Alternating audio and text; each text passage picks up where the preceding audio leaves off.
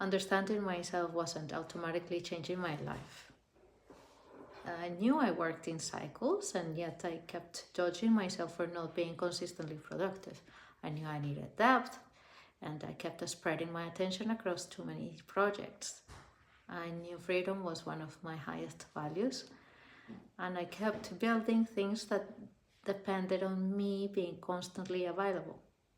I knew I was here to connect ideas, systems, and patterns, and yet I kept trying to force my work into neat categories that never quite fit.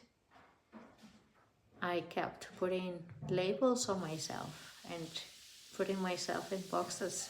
That's when I realized something, and that is that self-knowledge and life design are not the same thing.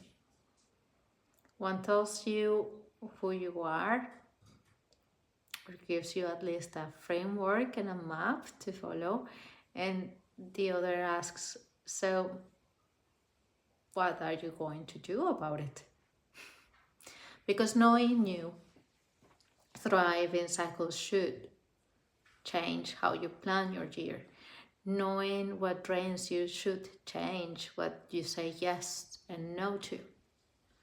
Knowing your gifts should change what you build.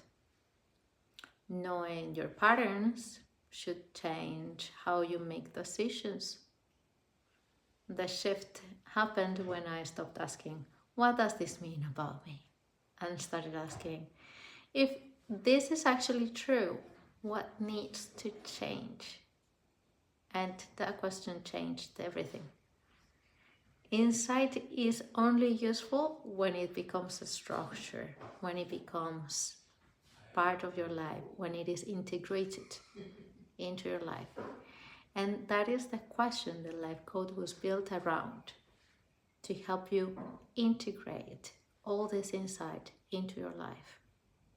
The link is in my bio.